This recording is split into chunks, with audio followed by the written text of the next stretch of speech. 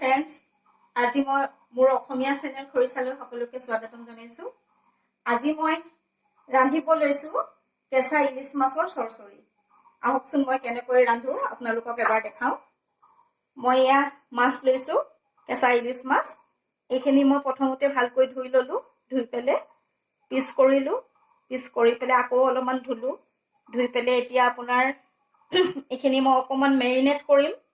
আৰু এইখিনি বনাবৰ কাৰণে মই লৈছো এই দুটা পিঁয়াজ কুটি লৈছো ভালকৈ মিহিকে, অলপমান আন্দাজ মতে নিমখ দিছো।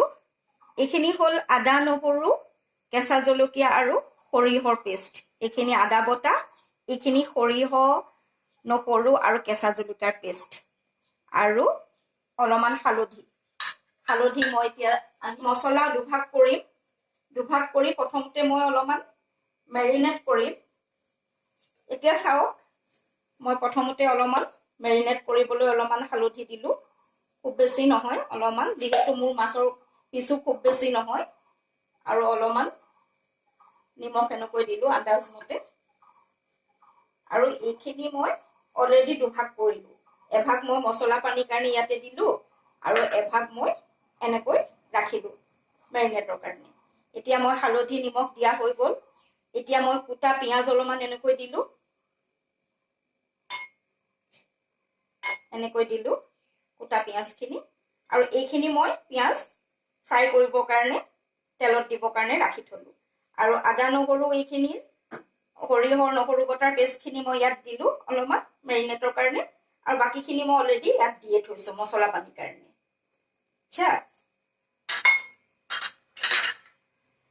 এইখিনিও দুভাগ কৰিলো, আদা বটা দিলো।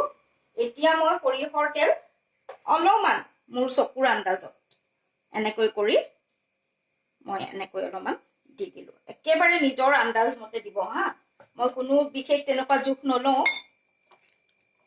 অৱশ্যে মই ইলিশ মাছ, কেঁচা ইলিশ মাছ খাই খুব ভাল পাওঁ। আকৌ মোৰ হাজবেণ্ডে একেবাৰে বেয়া পায়, তেওঁ গোন্ধটো পালেই ওলাই লৰ মাৰে, কিন্তু খাবলৈ খুব বেছি সোৱাদ হয়। এনেকৈ বনাবচোন আপোনালোকে। এয়া মই অলপমান এনেকে মেৰিনেট কৰি ললো এনেকৈ। এতিয়া মই এইখিনি চাওকচোন, এইখিনি মই অকণমান পানী দি গুলি ল'ম। এতিয়া মই এইখিনি দুভাগ কৰিছিলো নহয়, আৰু অলপমান নিমখ দিম একেবাৰে আন্দাজ মতে দেই, মই কোনো বিশেষ তেনেকুৱা জোখ নলওঁ।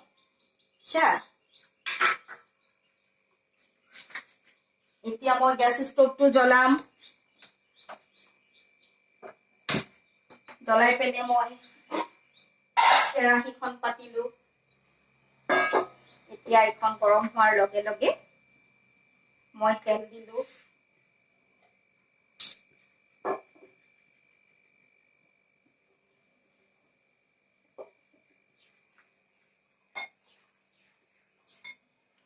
আপোনালোকে চাই থাকিব দেই, এবাৰ যেনে তেনে বনাই খাব, কিন্তু খুব বেছি সোৱাদ হয়।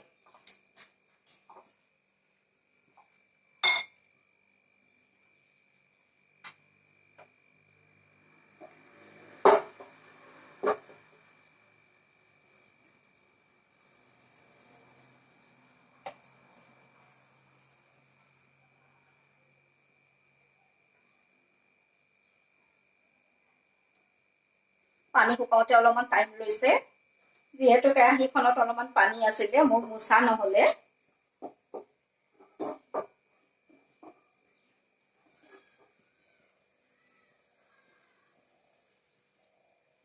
আচ্ছা, হৈ গ'ল এইখিনি। এতিয়া মই তেল দিলো, অলৰেডি মই মেৰিনেটত অলপমান তেল দিয়ে থৈছো। আৰু ইলিশ মাছটো খুব বেছি তেল থাকে, সেইকাৰণে আপোনালোকে খুব বেছি তেল নিদিব। এতিয়া মই এইটো অকণমান চিম কৰি দিলো গেছ ষ্টভটো হা। এতিয়া এই কুটি থোৱা পিঁয়াজখিনি মই ফ্ৰাই কৰি ল'ম।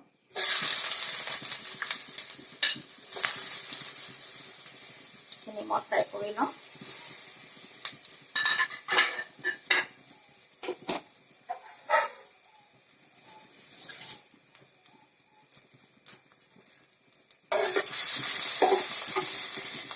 দেখিছেনে আপোনালোকে এইখিনি খুব বেছি ৰঙা কৰিবও নালাগে এনেই কালাৰটো ইলিশ মাছৰ বৰ সুন্দৰ হয় আৰু মাংসতকৈ মাছত ইমান বেছি কালাৰ নকৰিলেও হয় সেইকাৰণে হালধি অকমান বেছি দিব লাগে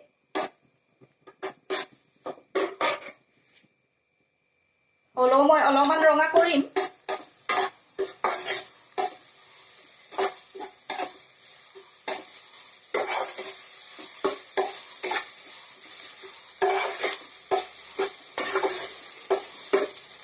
খুব সুন্দৰ এটা পিঁয়াজৰ গোন্ধ ওলাইছে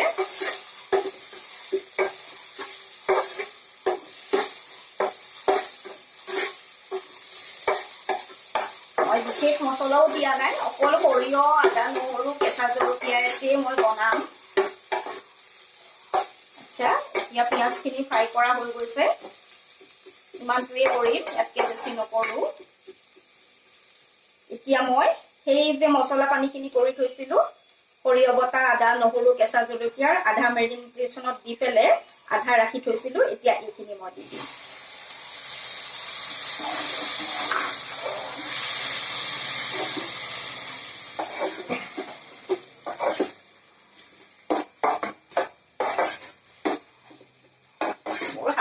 কেমেৰা কৰি আছে দেই হাজবেণ্ড কিন্তু মোৰ বহুত ব্যস্ত মানুহ মই যেনে তেনে আনিছো আৰু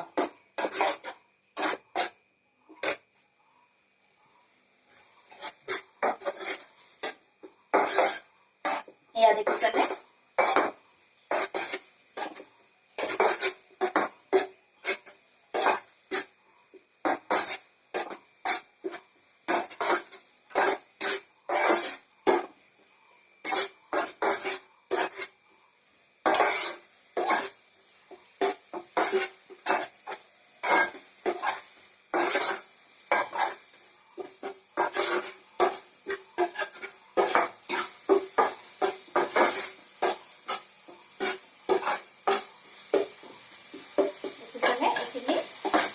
তেলটো ফুটিছে এতিয়া তেলটো ফুটাৰ লগে লগে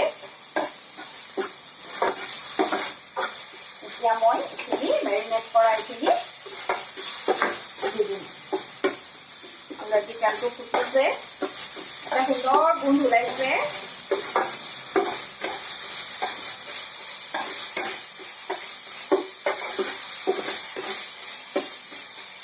শুনি দেখিছেনে এইখিনি মই এতিয়া দি দিম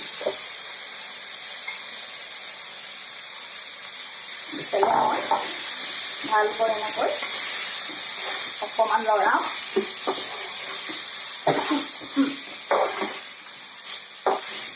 জলকীয়া বটাৰ গোন্ধে মানে বৰ ডিঙিত ধৰে দেই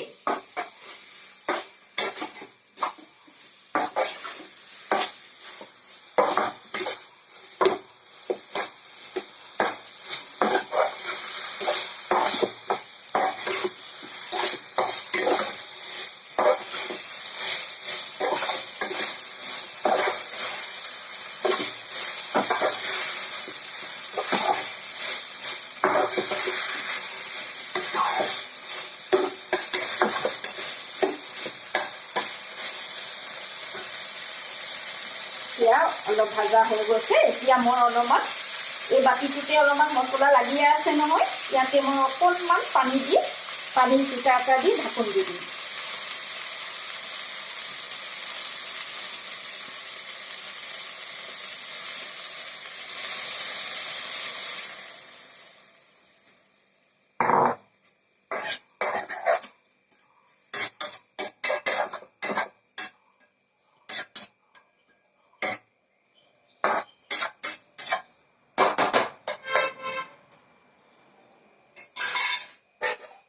আৰু গ্যাস স্টোভটো অলপমান কমাই দিম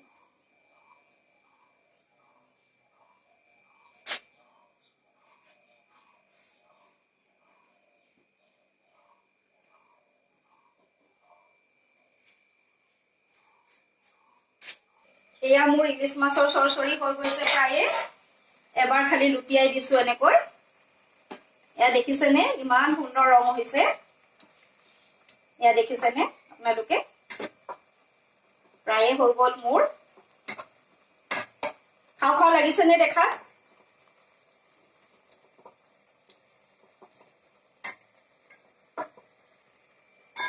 এয়া চাওকচোন অলপমান কোনোবাই জোল খালে অকণমান এনেকুৱা গ্ৰেভি কৰি ৰাখিব আৰু কোনোবাই যদি ভাল নাপায় তেতিয়া অকণমান আৰু ড্ৰাই কৰি দিব মই কিন্তু ইমানখিনি ৰাখো যিহেতু মই ভাতৰ লগত সানি সানি খাওঁ এয়া হৈ গ'ল মোৰ এতিয়া মই গেছটো অফ কৰি দিলো মই ইমানটোৱে ৰাখিছো আপোনালোকে এবাৰ বনাবচোন বনাই কেনেকুৱা পালে মোক কমেণ্টত জনাব আৰু মোৰ চেনেলটো আপোনালোকে এবাৰ লাইক কৰিব যদি ভাল পায় কমেণ্টত জনাব কেনেকুৱা পায় এবাৰ শ্বেয়াৰ কৰিব আৰু মোৰ এবাৰ সাবস্ক্ৰাইব কৰিব মোৰ নতুন নতুন ভিডিঅ'বোৰ তেতিয়া আপোনালোকে আগতে পাব ধন্যবাদ